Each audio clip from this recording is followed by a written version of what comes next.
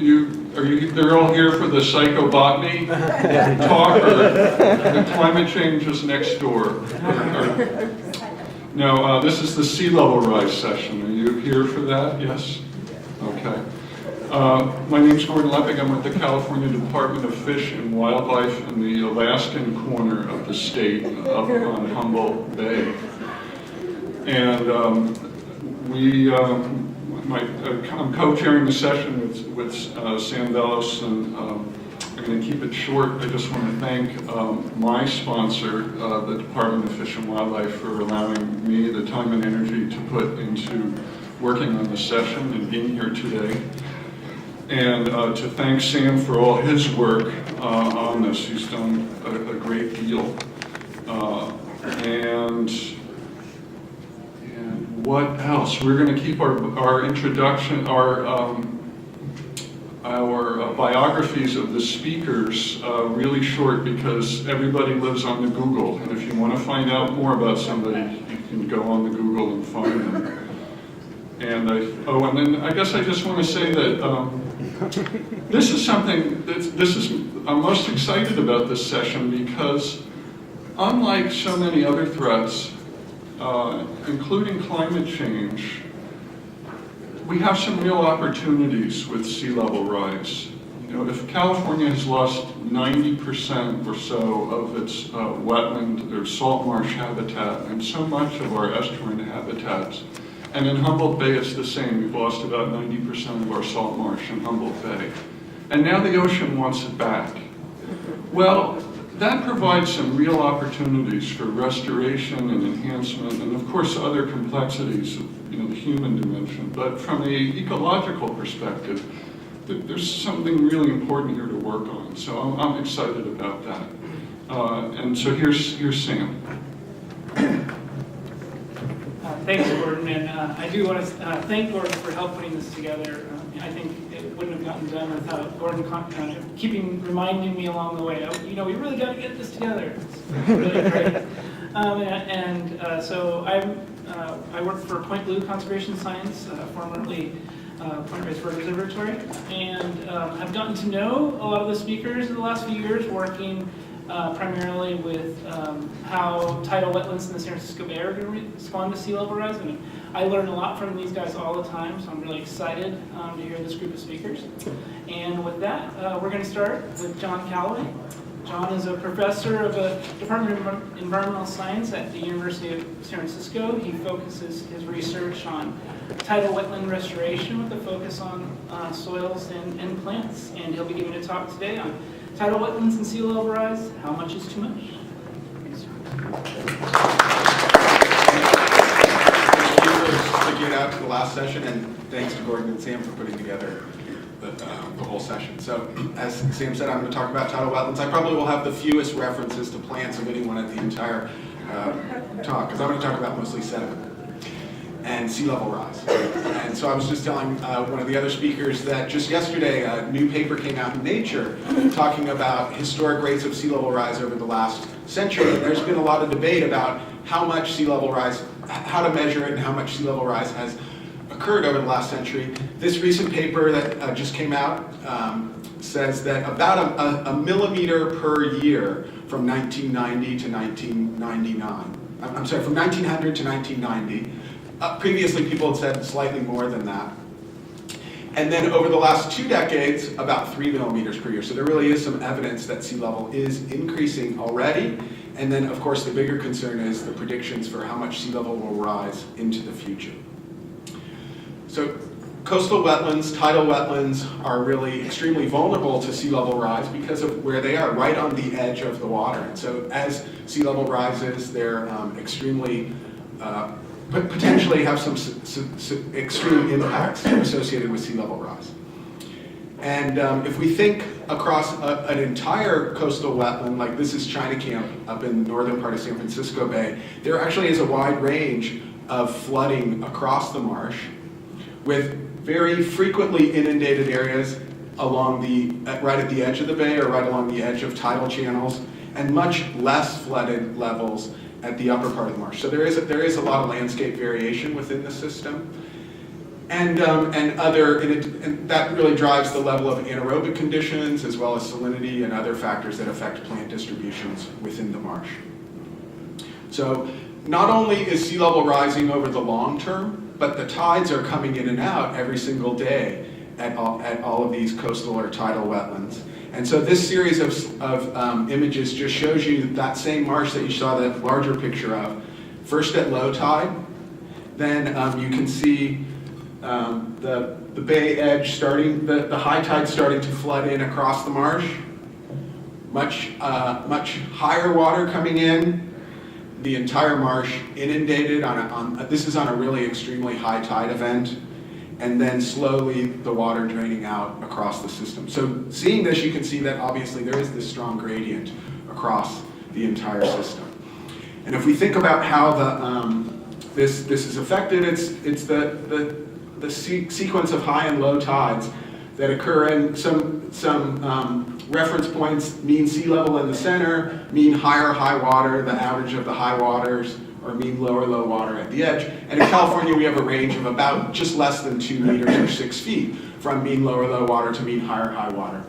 And as it says at the bottom, and is indicated by the green box, the plants grow at about the upper third of that tidal range. Below that level, it's flooded too frequently and too stressful, too anaerobic, the conditions are too anaerobic to allow plants to grow. So if we think about how the plants respond to this, like we said, across that gradient, thinking again across the range of different conditions, this shows you in that white area below, it's all mud flats. It's too stressful and too flooded for plants to be able to grow. At the low edge is Spartina foliosa in salt marshes or some of the bulrush species in brackish marshes that are the most tolerant of flooding and at that lowest elevations.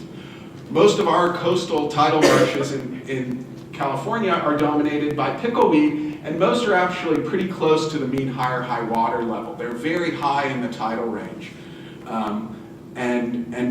So mostly we have a big flat marsh plain across all of our marshes.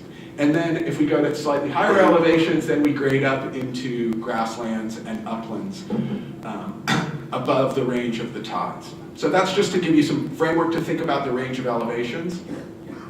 And then as we said, sea level is changing, so over time, not only is the tide coming in and out, but as you saw over the last century, sea level has risen a few centimeters, or 10 or 15 centimeters, and predictions are for much greater increases into the future. So if we think, it's all really about the relative surface elevation that determines whether plants grow there, and if plants are growing there, what kinds of plants are there. And relative, I mean relative to the water level, because it's those tides that are going to drive all the physical factors within the marsh. Sea level rise is going to increase the water level or decrease the relative elevation of the land. Subsidence or compaction, below ground processes also can lead to a drop in land level, although in most of California it's not so important. Tectonic activity also could change the relative elevation. On the other side, sediment inputs or the accumulation of organic matter. The OM is organic matter. The below ground roots, those all build up soil and counteract the increase of the sea level rise. So if we think about this over a long time period, this little, I'll show you this little sequence was put together by Adam Langley and Pat McGonigal, some colleagues of mine on the East Coast who work on marshes. And it shows you first the increase in sea level over the last 10,000 years. And you can see that if we run this, run this little diagram, it shows you water level rising. Up until about 7,000 years ago, water level was rising so rapidly that there really weren't coastal or tidal wetlands. They couldn't keep pace with that rate of sea level rise.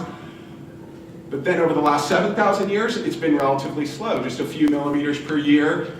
Sediments have accumulated, organic matter has built up, and so most of the coastal wetlands around the world are 70,000 years old or less, because that's when the conditions have been right. So then the big question is, what's going to happen into the future? As sea level continues to accelerate, how much are plants going to be able to keep pace with that increased rate? And is it going to be too fast? Is it going to kill the plants and convert them to mudflats? Is it going to change the composition or change the community? So that's really the question, is how much sea level rise can wetlands tolerate?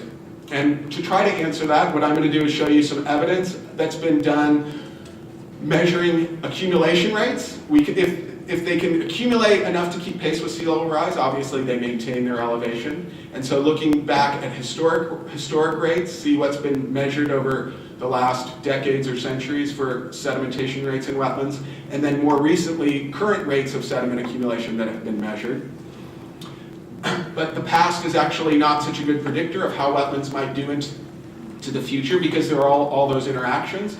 So in addition to just looking at the past data, a number of models have been developed for San Francisco Bay and elsewhere that give some more insight, and I'll show you some of the evidence from those recent models.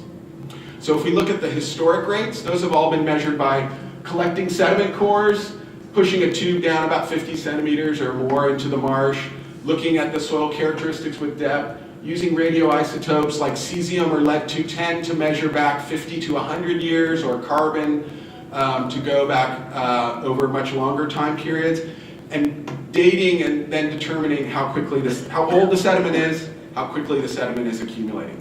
And we've done that. We did a project, Evan Borgness, Charlie Milan, and Gene Turner and I collected and dated sediments, a large number of sediments cores throughout the entire bay, and this is Whale's Tail in the South Bay up to Browns Island. The main thing to notice is we used both cesium. Cesium gives you average rates on about a 40 to 50 year time period. Lead-210 gives you the average rates over the last 100 year time period. And if you're interested, I'd be happy to talk to you about any of those methods. But this shows you, we collected cores at the low end of the marsh, the mid, and the high part of the marsh. If you look at the bars on the right side, you can see that they're all around 0.3 centimeters or 3 millimeters per year. And we were actually really surprised. Almost all the cores we measured were somewhere between 3 and 5 millimeters per year. Very consistent across all the 30 or more cores that we collected. In the low marsh, they're accumulating slightly more, about 6 or maybe even 8 millimeters per year. And so remember, current rates of sea level rise are somewhere between 1 and 3, or historic rates are somewhere between 1 and 3 millimeters. So they are keeping pace with current rates of sea level rise.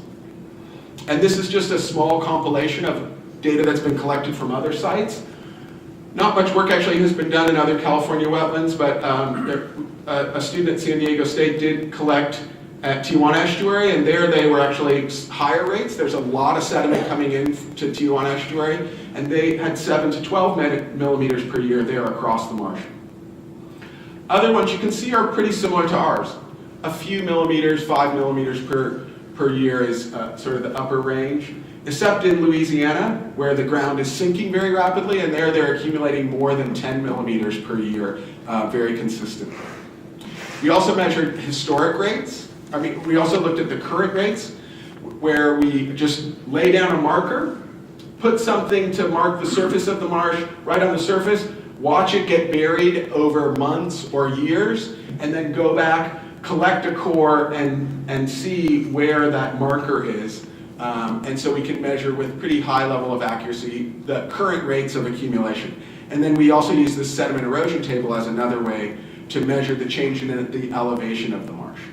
What we found with those is actually the rates are pretty similar, or maybe slightly higher than the historic rates. This is from Muzzy Marsh, also in northern San Francisco Bay, up near Corte Madera. And it shows you in the high marsh, the lower line, over a 12-month period, 4 millimeters per year, very similar.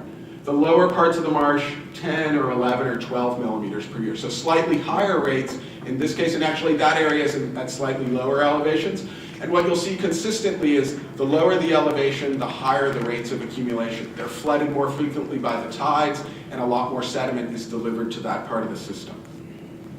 This is from a completely different area, but I just included it because it's such an impressive long year. It's from the Virginia Coastal Reserve on the East Coast, but it's a 12-year study showing very consistent, very similar rates of accumulation, 3 to 5 or 6 millimeters per year, and that is not so uncommon. Don Cahoon, a colleague on the East Coast who has put out these kinds of measurements all over the world, or worked with colleagues all over the world, recently compiled data, and this shows you from a large number of sites the relative sea level rise, both global sea level rise plus local subsidence, versus the accumulation rates. And the thing to notice is that almost all the points are down here, 6 millimeters or less. A few very high rates, but again, those are probably areas where either there's high rates of subsidence or maybe where there's just a lot of sediment input into those sites. And also the dark line there is where accretion is equal to relative sea level rise. Things above the line are keeping pace, things below the line are losing elevation. But most sites are keeping pace and are in the same range as what we've seen around the bay and elsewhere in California.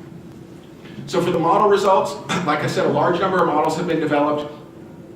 3 different models within the bay have been developed recently, and other models have been developed. I did a model long ago for my PhD, and then other models have been developed, and a number of comparisons of models have been evaluated. And I'll show you just a few slides.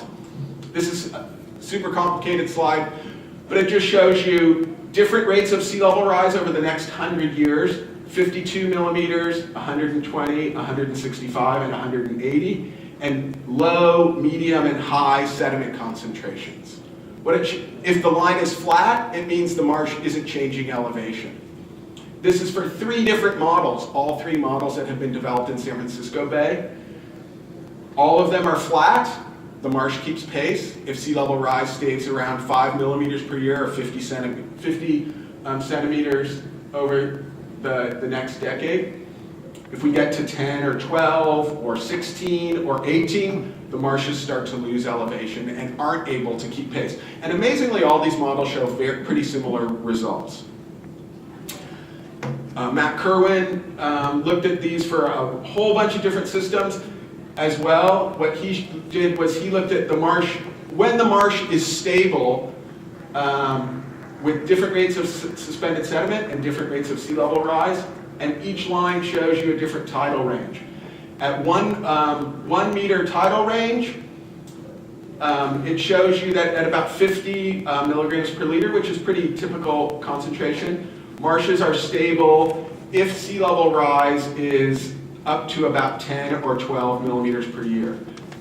If there's a whole lot of sediment availability, they can stay stable at 30 millimeters per year. Our marshes, remember, have about a 2 meter range. So within that range of 10 to maybe slightly more millimeters per year. So this gives you a little summary.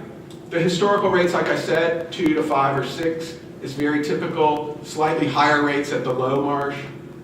There can be higher rates, but those are pretty unusual.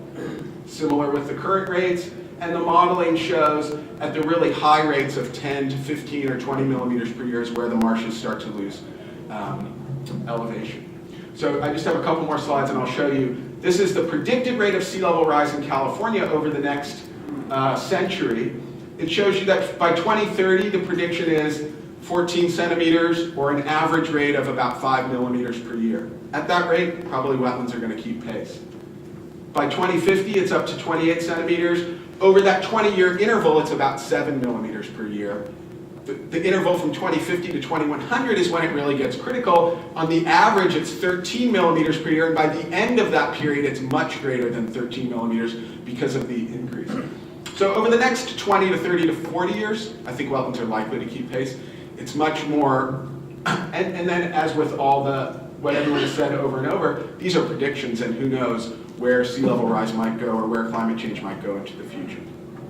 So one caveat, even if wetlands lose elevation, they have a lot of elevation to give. Our coastal wetlands, like we said, they exist across this wide range of 40 or more centimeters. If they're losing a few millimeters per year, people use this term of elevation capital. If they're way up at the top, they're going to stay vegetated even if they're losing elevation. And so they aren't going to disappear immediately.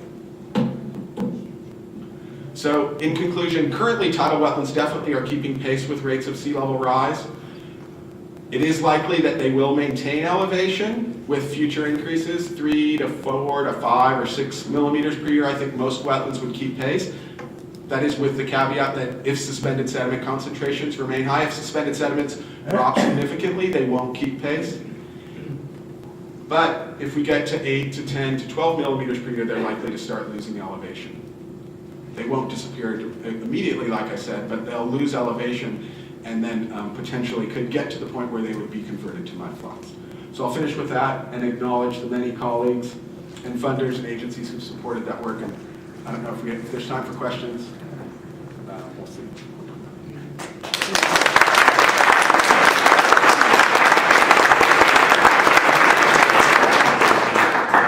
Question? Yes.